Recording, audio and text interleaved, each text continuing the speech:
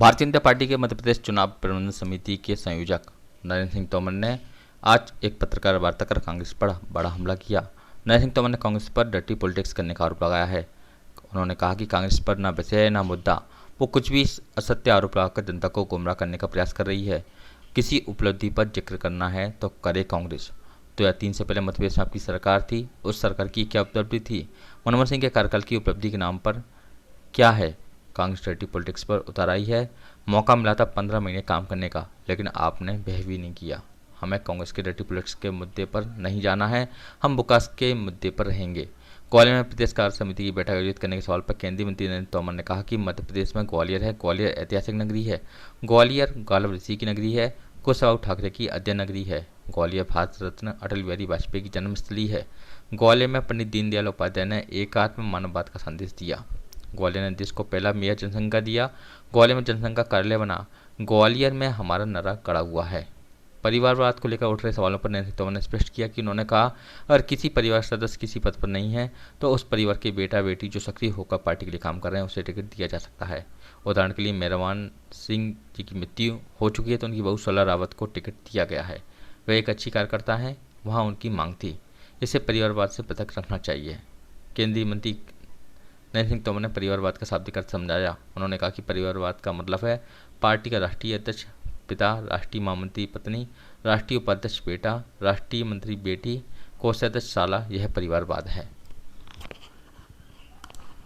अंतर्गत कल 20 तारीख को प्रदेश कार्य समिति की बैठक संपन्न हो रही है।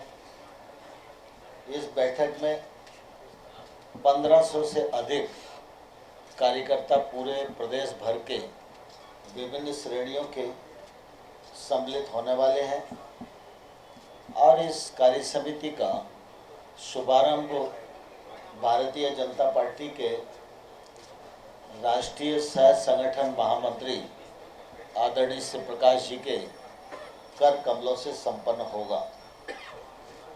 शाम को 4 बजे देश के गृह मंत्री और पार्टी की दृष्टि से मध्य प्रदेश चुनाव के हिसाब से उनके काम के अंतर्गत है, ऐसे हमारे नेता और भारत सरकार के गृह मंत्री अमित शाह जी बैठक का समारोह करेंगे। इस बैठक में भारतीय जनता पार्टी के प्रदेश के अध्यक्ष मुख्यमंत्री शिवराज सिंह चौहान जी, हमारे केंद्र सरकार में मंत्री आदरणीय ज्योतिरादित्य सिंधिया जी, प्रहलाद पटेल जी, वीरेंद्र कुमार जी, फग्गन सिंह कुलस्ते जी और मंत्रियों की दृष्टि से जो हमारे चुनाव के प्रभारी हैं, वन मंत्री भारत सरकार श्री भूपेंद्र यादव जी और रेल मंत्री श्री अश्विनी वैष्णव जी, ये सब लोग इस बैठक में उपस्थित रहने वाले हैं।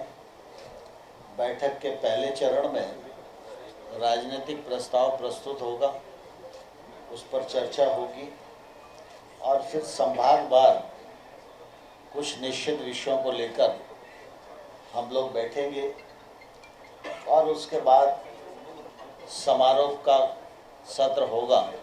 उस समारोह के अवसर पर हम लोग एक साथ रहेंगे। जहाँ तक सामने वाली प्रतिस्पर्धी कांग्रेस पार्टी का सवाल है, उनके पास न विषय है न मुद्दा है। वो कुछ भी असत्य आरोप लगाकर जनता को गुमराह करने का एक असफल प्रयत्न कर रहे हैं। मैं आपके माध्यम से कांग्रेस के मित्रों को कहना चाहता हूं कि अगर आप किसी उपलब्धि पर जिक्र करना चाहते हैं तो जरूर आपको करना चाहिए। 2003 से पहले मध्य प्रदेश में आपकी सरकार थी, तो उस सरकार की क्या उपलब्धि थी? 2014 से पहले मनमोहन सिंह जी के नेतृत्व में केंद्र में आपकी सरकार थी, उस सरकार की क्या उपलब्धि है? उस कालखंड में मध्य प्रदेश को क्या मिला? चुनाव में अगर ये चीज़ परोसेंगे तो ध्यान में आएगा कि स्वस्थ प्रतिस्पर्धा हो रही है, लेकिन कांग्रेस डर्टी पॉलिटिक्स पर उतर आई है। और उसके पास कोई विषय नहीं है।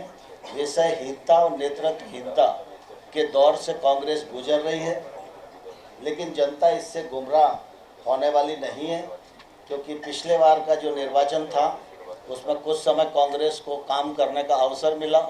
उस समय भी कांग्रेस ने कोई ऐसा काम नहीं किया जिसके कारण जनता उस पर भरोसा कर सके।